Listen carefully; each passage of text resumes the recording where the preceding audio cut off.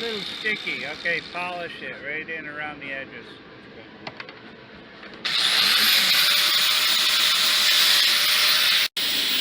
I don't think it's good. I have some extra splatter from the weld here, so I'm going to have to file that back down so I can fit the flapper for the trigger back in. Alright, so we are trying to make the trigger release mechanism. If I could ever get some help. We have, so everything's upside down right now.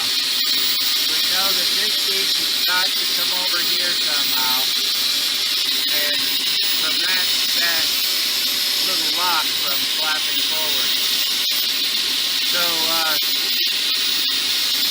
right about there is where we're going to have our drill hole in. So we can cut these off.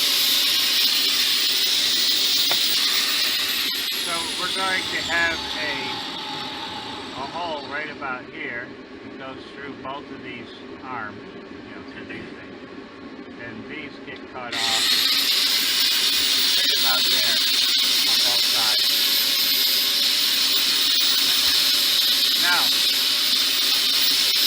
this is going to have a little notch in it this way.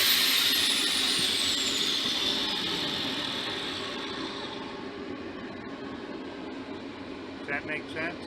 Can you see it? Yep. Alright. So, here, I'll rotate it. Does that help at all? Yeah, there we go. Alright. That's your goal so far.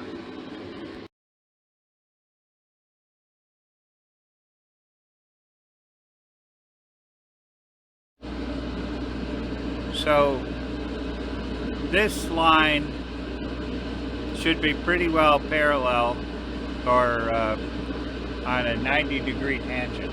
How about that? From this point here on the way out. So we know we're going to need our drill hole right about there. And you're going to want to drill all the way through. So we've made our cut on the end, we trimmed these down, and it's really very hard to see. See if I can move this out. There's our bevel cut.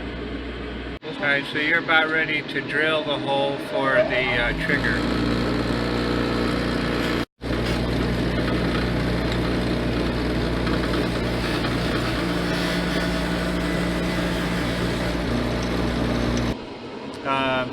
This is where it's more or less indexed, ready to loose. We have to figure out where our lock is going to come through. It's going to come through right about here. It's going to project down in this area, so this is where we're going to make the cut on this trigger bar. So here's our trigger assembly. And you see that little mark there on the metal, right there. That's where we want the center of our bolt to be. So we're going to take our nut. We're trying to get this a little offset, off to one side, whichever side works best for you. So you can see that that nut fits all the way down in there and it's off to one side. Now we're going to take our pin punch and we're going to hit it right there. Go ahead, whack it. Don't whack me. Oh yeah, I feel safe. Alright. Now we'll pull this out, because this nut gets welded in there later. So we've drilled the hole, and the bolt slides right through there, no problem at all. Just put the nut on there. Yeah. Okay, now, okay, we don't want too much of that head showing through, so bring up just a little more of the thread. but don't project it up above the surface. Yeah, that looks really good because spatter's going to lodge in there. Now we have the bolt in there, and the nut is spot welded on two sides. So we're going to thread. Here, take that. Thread that bolt all the way in until it stops.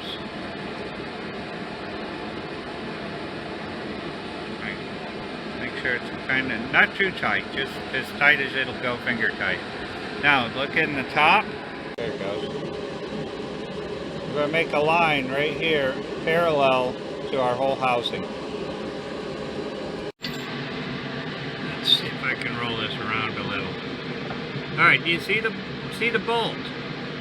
And here is where our trigger is supposed to hit the safety.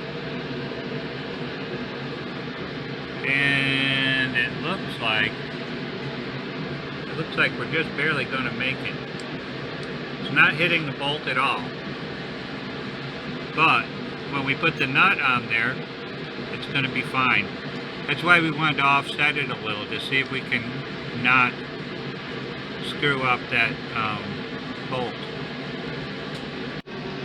So in the drawings I show you grinding like half of that bolt off, but in actuality, in this case, you're just taking a little shave off of one side, so you can maybe see the flatness there.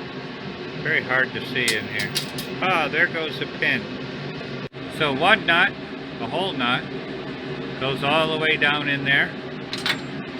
The second nut of three, as you can see, goes into a pair of vice grips with, you know, some of the hole showing.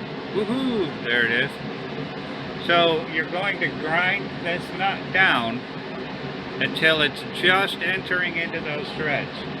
So we've managed to get the safety to operate. I can get a fairly good image of that. Look at that. Woo! It's beautiful. You can see the nuts and how they work together and how there's a little notch in the arm.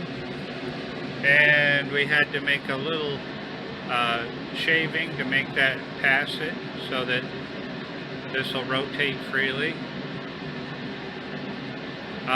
Now it's time to put the trigger on.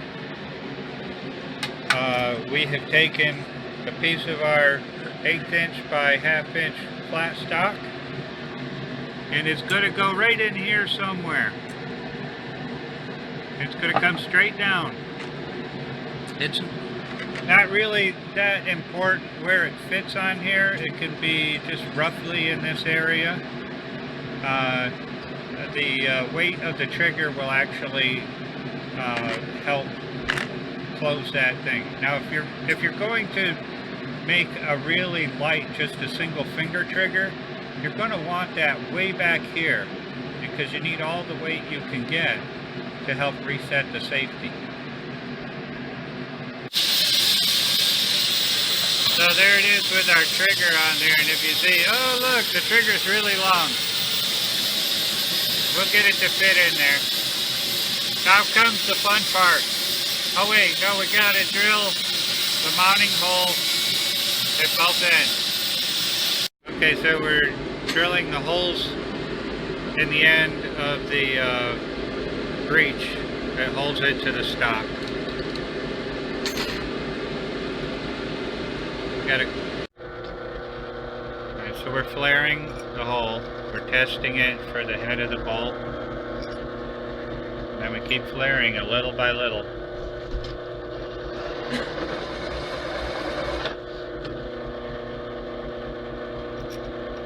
We want the head of the bolt to fit almost flush.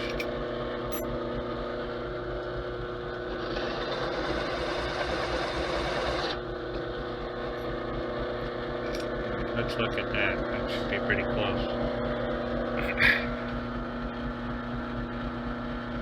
So we're trying to get it flush. Still a little proud. Let's look how big the hole is. Look how big that hole is. A little more.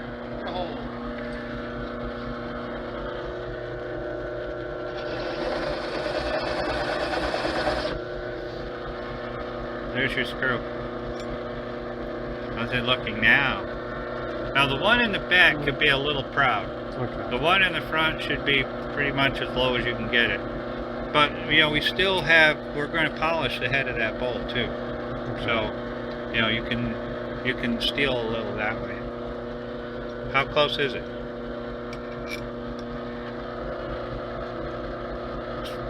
Is that the back? Yeah, Just the that's the back, back. yeah. Okay, I'd quit there and now do the front.